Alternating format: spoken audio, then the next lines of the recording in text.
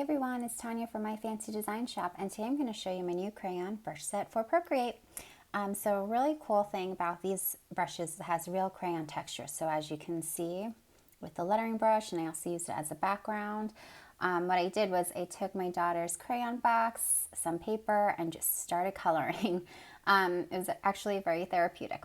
So it comes with 23 brushes, 3 paper textures color palette, as well as a PDF guide to just help guide you with the lettering and the coloring brushes and some tips and tricks. So I have some lettering brushes.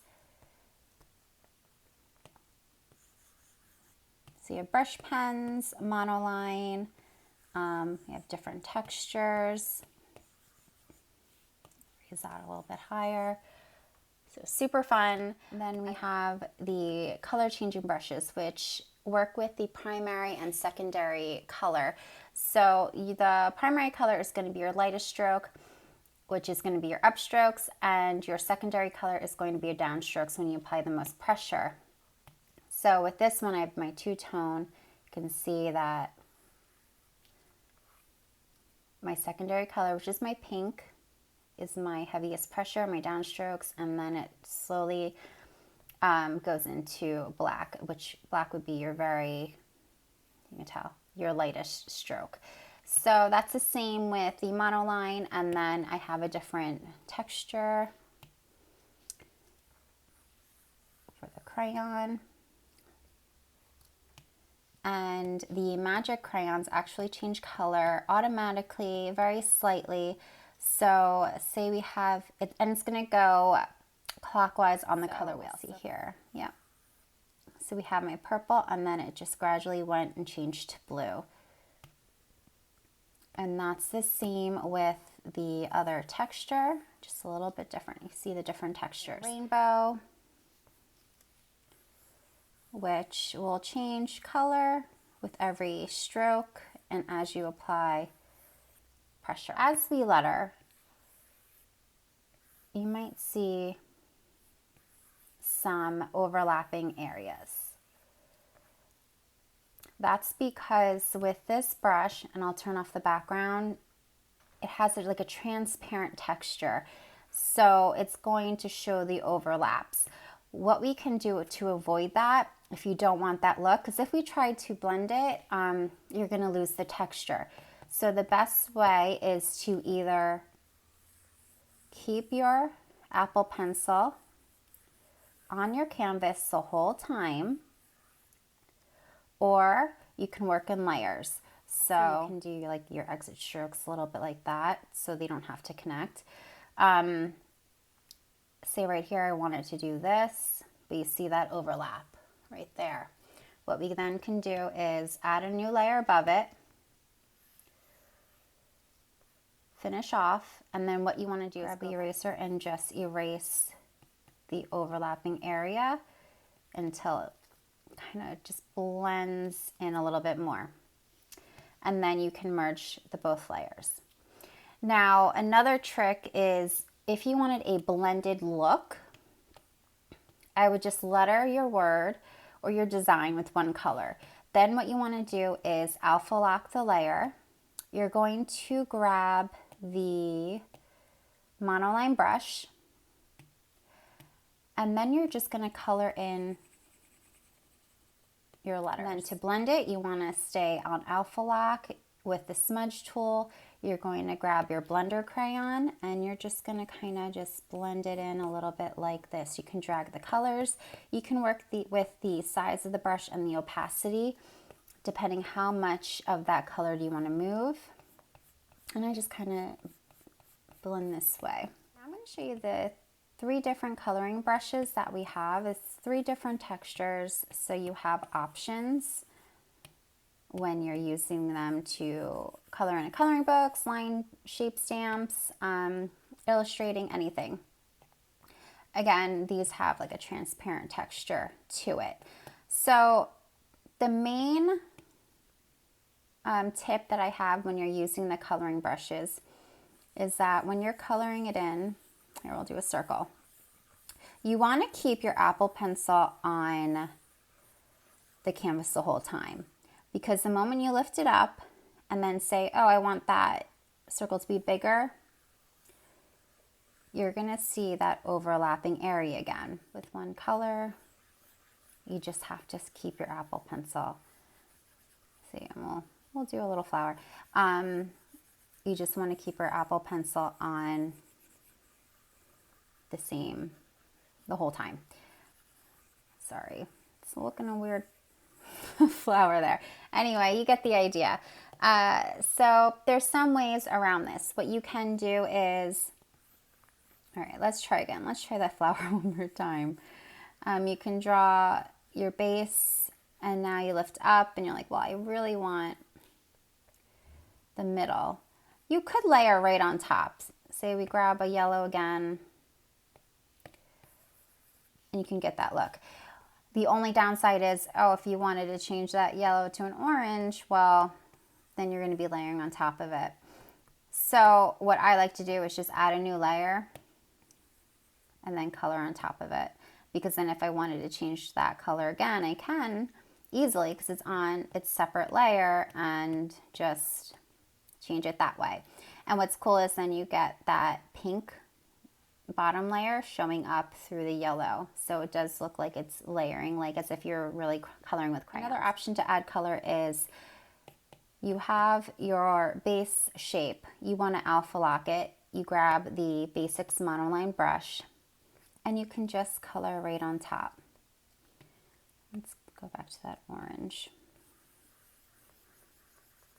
And you have it there, except now it's just going to be that color. You're not going to have the pink pop through because you're on the same layer and you're just kind of recoloring that texture because it's on alpha lock. I'm going to stamp it on like that.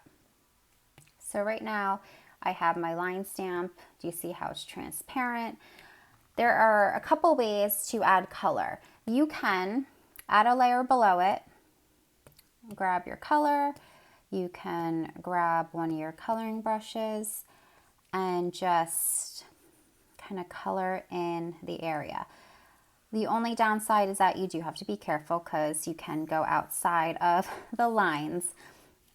Easy fix though, you just go back with your eraser. Another option is to use reference layer. So with your line stamp or even your coloring page, you want to tap on it, hit reference, add a new layer below it. I like to choose the color white, and I can just drop in my color there.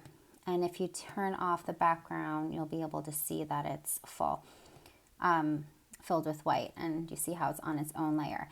Now what you can do with this is just alpha lock it, and then you can color directly on it again. So those are two different ways to add color to your shape stamps.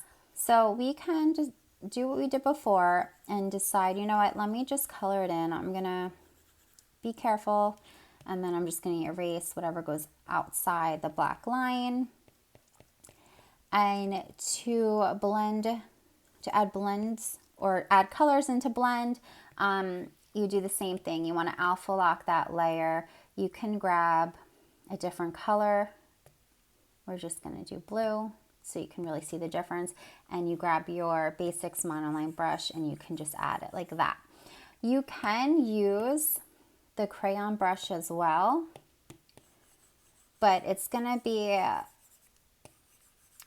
gonna be as bright or vibrant in color. So what I like to do is just use the monoline and grab it there. Still make sure that you are on alpha lock. You're gonna grab your smudge tool with the blender crayon, and then you can just blend. Sometimes I like blending like this and blending into the next color.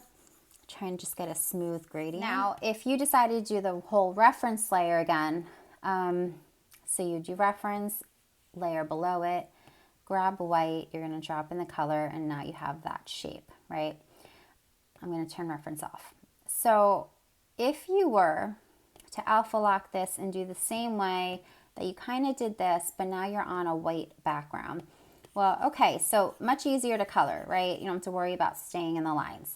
But once you add another color, you can use a crayon brush, but once you blend, you're gonna lose that texture. Even though you're on alpha lock, you're gonna lose that texture.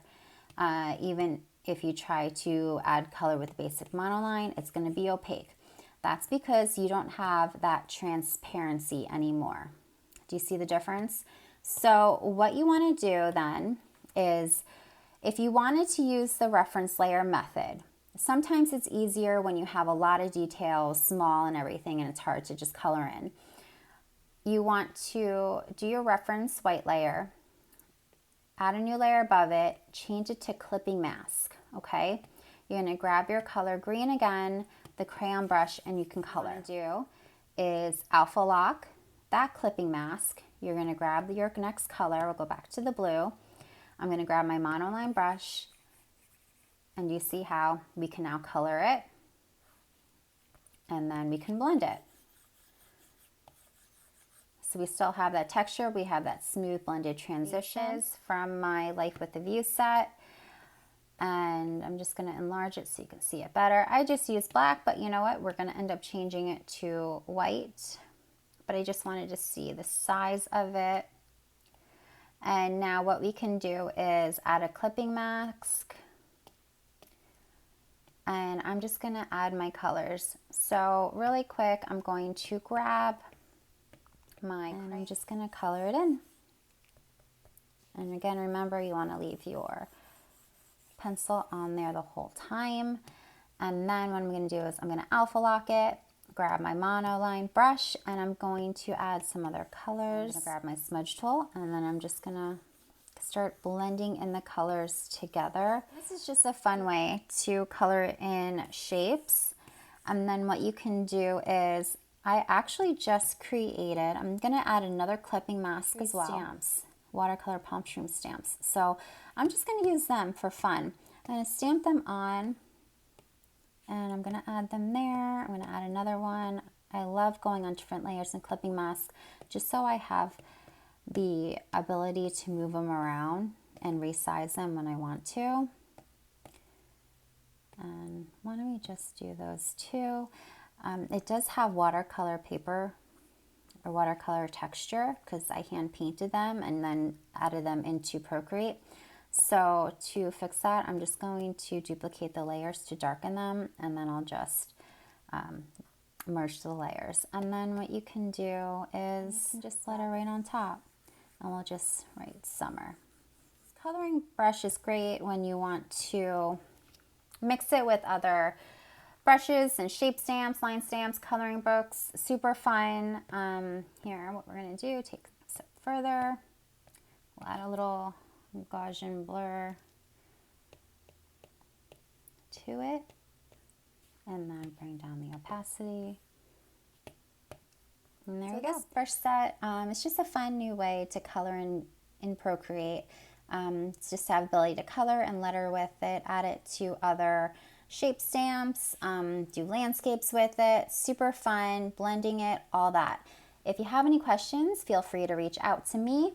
It's best to find me on Instagram at My Fancy Design Shop. And if you wanted to grab this crayon set, you could find it in the links down below in the caption. It's now available at my Etsy shop as well as hollypixels.com. Thanks again.